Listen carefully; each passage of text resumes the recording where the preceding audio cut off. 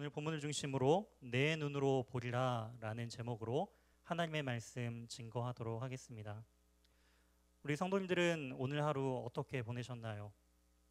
하나님과 동행하며 기쁨과 감사함으로 또한 오늘 하루를 보내신 성도님들도 계시고, 때로는 오늘 하루 견디기 참 힘들고 참 어렵고 버티며 살아간 우리 성도님들도 있을 것입니다. 하루하루 버티기가 참으로 힘들 때, 어려움이 우리를 찾아올 때 우리 성도님들은 어떻게 그 하루를 버티시나요? 내일이 없는 것 같은, 차라리 오늘 끝났으면 좋을 것만 같은 그 하루를 보내게 될 때, 또 우리 인생 가운데 그러한 날이 찾아올 때 과연 우리는 어떻게 무엇을 의지하며 견뎌내야 하는지, 오늘 우리 말씀을 통해 우리가 그 하나님의 놀라운 그 은혜와 우리가 바라보아야 할 것, 우리가 의지해야 할 것, 우리가 행해야 할 것이 무엇인지를 오늘 말씀을 통해 함께 누리길 소망합니다. 오늘 본문의 배경은 이렇습니다. 아람 왕 벤하닷이 이제 이스라엘 그 사마리아 성을 에워쌌습니다. 온 군대가 지금 훨씬 더 강력한 군사력을 가진 이 아람 군대가 이스라엘 지금 사마리아를 둘러싸고 있었다라는 것입니다. 군대가 에워싸고 그 성 밖으로 나갈 수도 없고, 또한 나가서 싸우면 죽을 수밖에 없는 그러한 상황 가운데 이 사마리아 사람들은 하루하루 버티기 시작했죠. 성 안에서 하루하루를 머물며 버티기 시작했다라는 것입니다. 그들이 성 안에서 머물면서 처음에는 하나님 의지하면서 버티기 시작했죠. 더 열심을 내면서 격려하면서 그 시간들을 견뎌냈습니다. 하지만 그 시간들이 우리가 생각하는 시간보다 더 많은 시간이 흐르고 지난 거예요.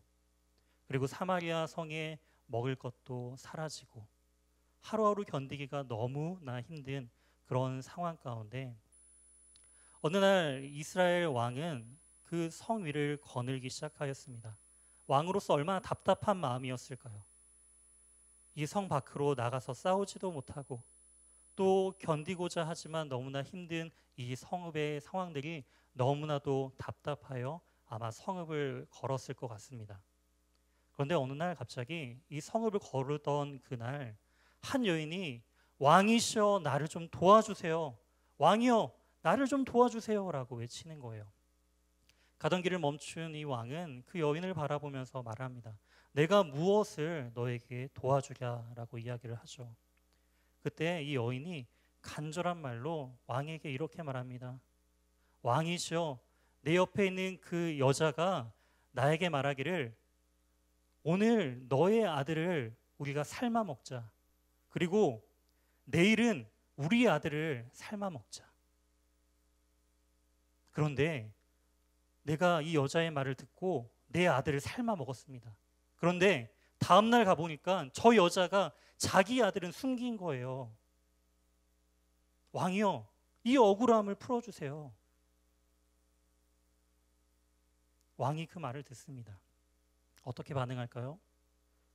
너무나 황당하죠. 너무나 황당하죠. 너무나 비참한 그 현실을 직접 목도하게 됩니다. 자녀를 두신 부모님들 한번 생각을 해보세요. 배가 고프다고 아들을 잡아먹을 수 있습니까? 내가 살기 위해 아들을 잡아먹을 수 있냐 말이에요. 그런데 지금 그런 상황이 되었다라는 것입니다. 그 비참한 소식을 듣고 왕은 자신의 옷을 찢습니다. 백성들은 가만히 그 찢어진 옷 사이를 보니까 왕이 지금 베옷을 입고 있었다라고 성경은 기록하고 있습니다. 베옷은 겸손하게 회개하면서 입는 옷입니다. 왕으로서 지금 하나님 앞에 회개하고 기도하고 있었다라는 것이죠. 왜 이스라엘 왕은 이처럼 굵은 베옷을 입고 지내고 있었던 것일까요? 성경 말씀 신명기 28장 53절 말씀을 보도록 하겠습니다. 신명기 28장 53절에 이렇게 기록되어 있습니다. 내가 적군에게 에워싸이고 맹렬한 공격을 받아 곤란을 당함으로 내 하나님 여호와께서 내게 주신 자녀 곧 내 몸의 소생의 살을 먹을 것이라. 신명기 28장은 바로 축복과 저주의 본문입니다. 내 말을 듣고 따르면 너에게 이러한 축복을 주리라. 하지만 내 말을 듣지 아니하고 불순종하고 우상을 섬기고 하나님을 떠난 자들에게 어떻게 심판하실 것인지를 알려주신 것이 바로 신명기 28장 말씀이시죠. 그 말씀의 예언처럼 이스라엘 백성들은 하나님을 떠나고 우상을 숭배하는 그런 악한 길을 따라 나아갈 때 하나님께서는 이 아람 군대를 통하여서 지금 이스라엘 백성들을 심판하고 계신 것을 우리는 알 수가 있습니다. 그렇기 때문에 아람 왕, 그 이스라엘 왕도 어렴풋이 지금 우리가 회개할 때인 것을 이 왕도 알고 있었어요. 그런 비참한 소식을 듣고 옷을 찢은 이 이스라엘 왕이 어떻게 이제 반응했을까요? 31절 말씀을 보시게 되면 6장 31절 말씀을 보시게 되면 왕이 이르되 사밧의 아들 엘리사의 머리가 오늘 그 몸에 붙어 있으면 하나님이 내게 벌 위에 벌을 내리실지로다 하니라. 갑자기 회개하고 하나님 앞에 굵은 베옷을 입고 나아가던 왕이 그 백성들의 비참한 소식을 듣고 나서 지금 하는 말이 엘리사를 반드시 죽이겠다라는 이야기를 하는 것입니다. 진정한 회개는요, 자신의 죄를 돌아보게 합니다. 회개함을 통하여, 기도함을 통하여 하나님 앞에 지어진 나의 죄를 바라보는 것이 진정한 회개죠.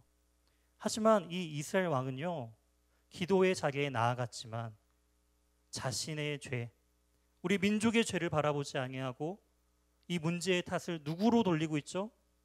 엘리사에게 돌리고 있는 거예요. 왜 엘리사에게 돌릴까요? 엘리사는 하나님의 선지자였습니다.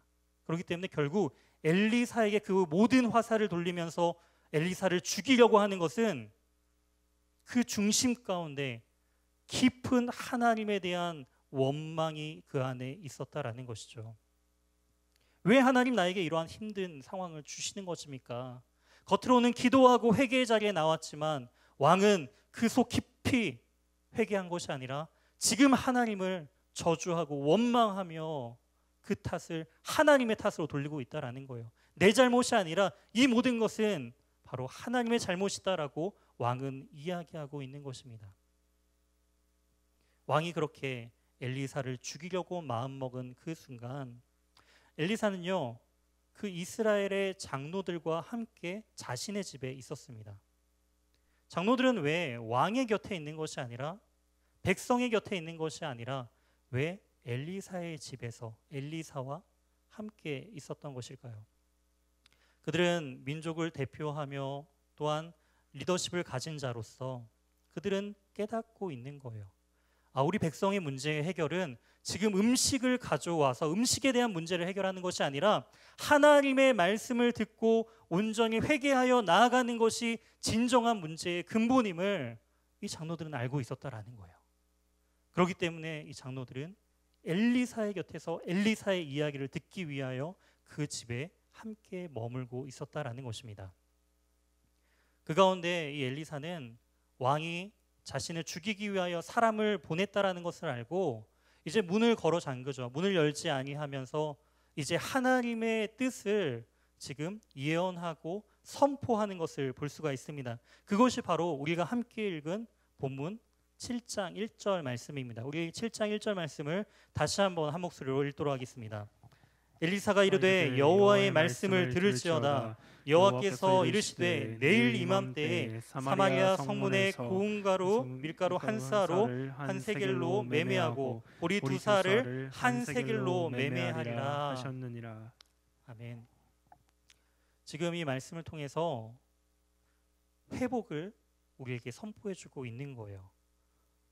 지금 이 상황이 너무나 힘들고 고통스럽지만 내일 이맘때가 되면은 완벽하게 회복시켜 주실 것을 지금 이야기하고 있는 것입니다. 그런데 현실은 어떨까요? 내일 이렇다라고 하지만 오늘의 현실은 과연 어떠할까요? 6장 25절이 바로 오늘의 현실을 우리에게 보여주고 있습니다. 6장 25절은 이렇게 기록되어 있죠. 아람 사람이 사마리아를 에워싸므로 성중이 크게 줄여서 나귀 머리 하나에 은 80세겔이요 비둘기똥 4분의 1값에 은 5세겔이라 하니, 지금 모든 먹을 수 있는 짐승들은 다 잡아먹은 거예요. 나귀는 율법적으로 봤을 때 부정한 짐승입니다. 그렇기 때문에 유대인들이 먹지 않은 짐승이다라는 것이죠. 근데 뭐라고 하죠? 이 먹지 않는, 그것도 고기 부위가 적고 버려질 그 머리 부위, 나귀의 머리가 지금 은 80세겔이다라는 것이죠. 한 세겔은 약 12g을 뜻합니다. 즉 80세겔이면은 960g을 상징하는 것이죠. 은 960. 제가 한번 오늘 날짜 기준으로 은 1kg가 어느 정도인지 확인해 보니까 약 100만 원이 좀 넘더라고요. 그러니까 오늘 그 물가의 기준으로 봤을 때 이 나귀 머리 하나에 100만 원을 주고 사 먹어야 된다라는 거예요. 물론 지금보다도 물가가 너무나 다르겠죠. 은이 더 귀했던 시절이기 때문에 우리가 생각한 것보다 훨씬 더 비싼 가격으로 팔렸던 것을 알 수가 있습니다. 어떤 학자들은 아마 물가가 지금 1000배 이상 비싸졌을 것이다 라고 이야기를 하는 거예요. 10,000원이면 먹었던 것을 이제 1000만 원을 줘야지 먹을 수 있다라는 거예요. 이런 시대를 살아가는 그 사람들의 상황들, 얼마나 절망적이었을까요? 그러니까 자신의 아들을 잡아먹을 수밖에 없는 그런 상황 가운데 내몰리게 되었다라는 것입니다. 그런데 지금 엘리사는 뭐라고 이야기하고 있죠? 내일 이맘때면은 이 모든 것이 다 해결될 것이다 라고 지금 이야기를 하는 거예요. 너무나 좀 허망된 이야기 아닌가요? 너무나도 좀 이게 비현실적인 이야기 아닌가요? 뭔가 좀 나아지고 있는 모습이 조금이나마 있어야지 이 말을 좀 믿기라도 하지. 지금 오늘의 모습은 너무나도 절망적인데 어떻게 하루아침에 이러한 인생의 절망의 문제가 해결될 수 있냔 말이죠. 우리 성도님들은 어떠십니까? 하나님의 말씀을 우리의 삶의 현실로 받아들이고 계십니까? 엘리사는 하나님의 말씀을 전했어요. 이렇게 비참한 상황 가운데 있지만 내일이면 해결될 것이다 라고 말이죠. 그때 2절에 그 왕의 장관, 왕이 의지하는 그 장관은 이 하나님의 사람 엘리사의 이야기를 듣고 또한 이렇게 말하죠. 여호와께서 하늘의 창을 내신들 어찌 이런 일이 있으리요 라고 말이죠. 하나님이 하늘의 창을 내려서 그렇게 열어주셔도 이 문제는 해결될 수 없습니다 라는 거예요. 엘리사가 말합니다. 내가 내 눈으로 보리라. 그러나 어떻게 하죠? 그것을 먹지는 못하리라 라고 예언을 합니다. 눈으로 볼 것이다 라고 지금 예언하고 있는 거예요. 이제 장면이 바뀝니다. 이 절망적인 상황 가운데 아무런 희망이 없는 그런 오늘을 살아가고 있는 그러한 사마리아 성읍의 사람들의 그 시선에서 이제는 더 비참한 삶을 살아가고 있는 사람들에게 성경의 기자는 시선을 돌리고 있습니다. 바로 3절에 나와 있는 나병 환자 4명이죠. 나병 환자들은요, 아람 군대가 쳐들어왔을 때 성읍에 들어갈 수도 없는 사람들이었어요. 나병 환자였기 때문에 성읍에서 함께 거주할 수 없이 따로 외로이 살아가던 사람들입니다. 그런데 이제 아람 군대마저 쳐들어온 거예요. 그렇다면 그 성읍 밖에 있었던 이 나병 환자들은 죽었어야 됐죠. 그런데 아람 군대마저도 그 나병 환자들을 어떻게 한 거죠? 그냥 쫓아낸 거예요. 죽이기도 아깝다라는 것이죠. 그들은 이 문제의 사이 가운데 껴서 아람과 사마리아 성읍 사이에서 고통당하며 살아가던 자들이었습니다. 가장 소외된 사람들이죠. 아람 군대마저도 손대지 않은 인생, 아무도 관심 갖지 않은 그러한 사람들, 그게 바로 이 나병 환자 4명이었습니다. 근데 지금 성경은 그들을 주목하고 있다라는 것이죠. 그러면서 그들은 이제 고민하기 시작하는 거예요. 우리가 가만히 있으면 분명히 100% 죽는다. 그러면 우리는 선택지가 두 군데 남아 있다라는 것이죠. 지금 사마리아 성으로 우리를 받아달라고 들어가던가 아니면 아람 군대에게 투항하는 것. 지금 이 두 가지 선택지가 남아 있다라는 것입니다. 이들은 고민해요. 사마리아 성에 가면은 분명히 그들은 돌에 맞아 죽을 것이다라는 것을 알았기 때문에 그들은 아람 군대에 투항하기로 결정했습니다. 어차피 여기 가만히 있으면은 죽을 인생이기 때문에 아무런 희망이 없는 인생이기 때문에 그들은 아람 군대에게 투항하기 위하여 밤에 그 진영에 찾아갑니다. 왜 밤에 갔을까요? 낮에 가면은 그들이 나병 환자인 거가 완전히 들어 보이잖아요. 그렇기 때문에 조금이나마 처음이라도 죽지 않기 위하여 아마도 해가 지는 그 밤에 이들은 아람 진영으로 간 것 같습니다. 그런데 그 아람 진영에 가자 놀라운 일들이 벌어지고 있었다라는 것이죠. 가니까 아람 군대가 모두 사라지고 없는 거예요. 아니 거기에 있을 그 수많은 군대들이 갑자기 순식간에 없는 거예요. 그리고 모든 것을 가지고 없어진 것도 아니라 모든 것을 내버린 채 사람만 없어졌다라는 것이죠. 어떻게 이런 일들이 벌어지게 된 것일까요? 그것은 바로 6절, 7장 6절에 이렇게 기록되어 있습니다. 6절 말씀 함께 보도록 하겠습니다. 이는 주께서 아람 군대로 병거 소리와 말 소리와 큰 군대의 소리를 듣게 하였으므로 아람 사람이 서로 말하기를 이스라엘 왕이 우리를 치려 하여 햇사람의 왕들과 애굽 왕들에게 값을 주고 그들을 우리에게 오게 하였다 하고, 하나님께서 소리로서 그들을 두렵게 만드신 거예요. 아람 군대로 하여금 지금 우리를 치기 위하여 지금 해족속과 애굽에서 연합군들이 우리를 지금 뒤에서 공격하게끔 그들이 요청했구나.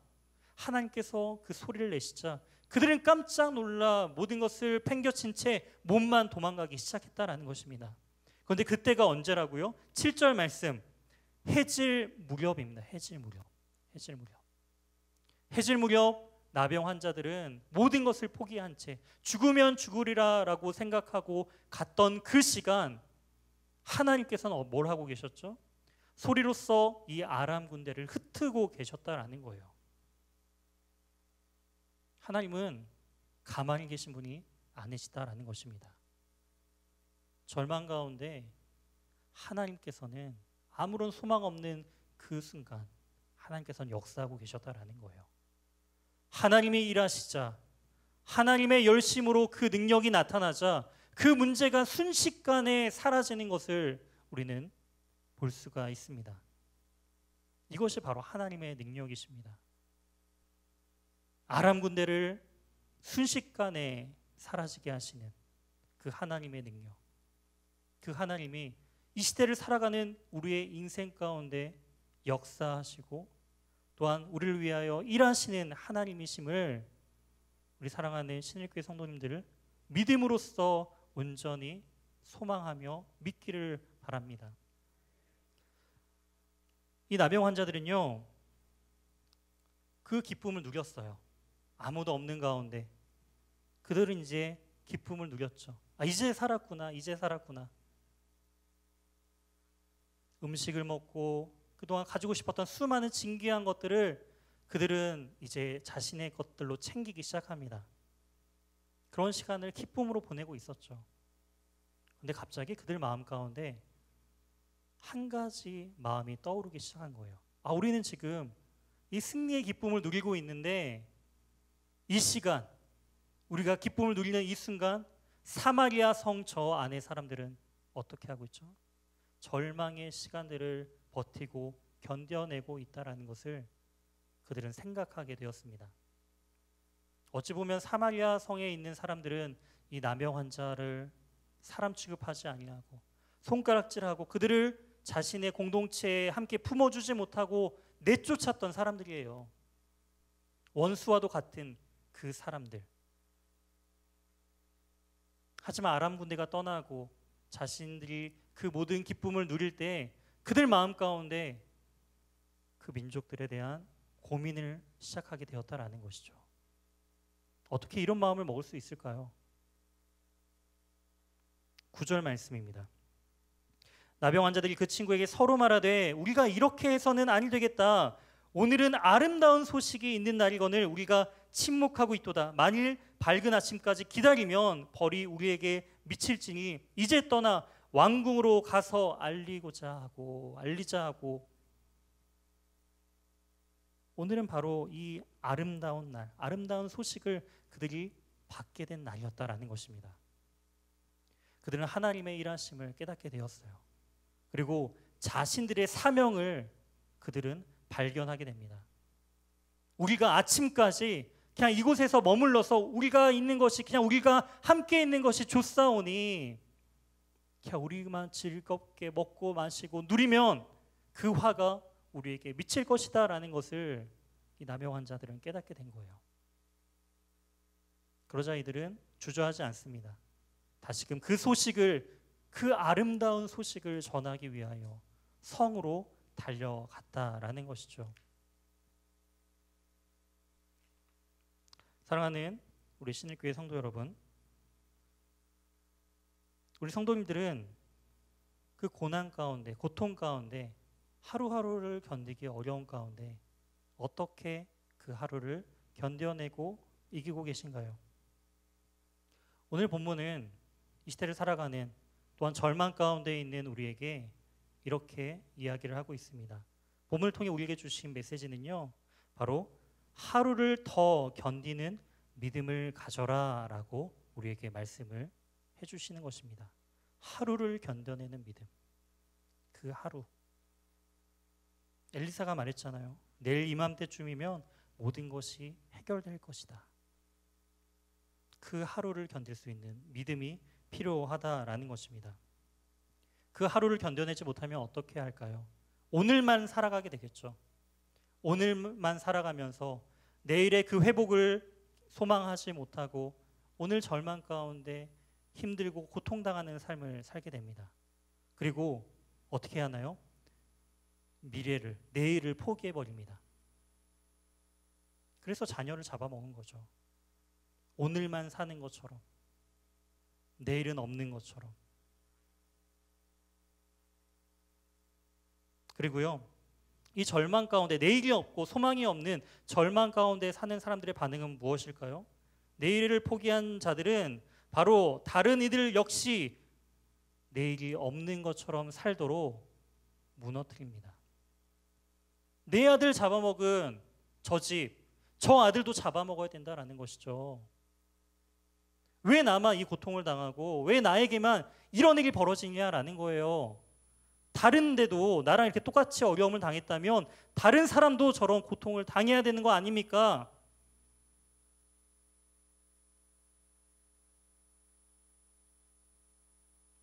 바로 죄가 우리 가운데 어떻게 확산되는지를 보여주고 있는 증거예요. 사탄은 내일을 소망으로 삼지 못하게 우리를 이 현재의 고난과 고통 가운데 집중하도록 만듭니다. 그리고 미래를 포기하게 만들고 내일을 바라보지 못하고 오늘이라는 이 절망 가운데만 우리의 시선을 머물도록 하면서 그 죄가 계속적으로 확산되도록 우리를 몰아가고 있다라는 것입니다. 사랑하는 신일교회 성도 여러분, 우리가 그렇다면 어떻게 이러한 절망 가운데 그 하루를, 이 비참한 하루를 견뎌내고 이겨낼 수 있는 것일까요? 열왕기하 6장 우리 15절에서 17절 말씀 우리 한 목소리로 함께 우리 합독하여 열왕기하 6장 15절에서 16절 말씀 함께 읽도록 하겠습니다. 하나님의 사람이 일찍 일어나서 나가보니 군사와 말과 병거가 성읍에 에워쌌는지라. 그가 사환이 엘리사에게 말하되 내 주여 우리가 어찌하리이까 하니 대답하되 두려워하지 말라. 우리와 함께한 자가 그들과 함께한 자보다 많으리라 하고 기도하여 이르되 여호와여 원하건대 그의 눈을 열어보게 하옵소서 하니 여호와께서 그 청년의 눈을 여심해 그가 보니 불말과 불병거가 산에 가득하여 엘리사를 둘렀더라. 아멘. 아람 군대가 에워싼 사건이요, 이번이 처음이 아니었어요.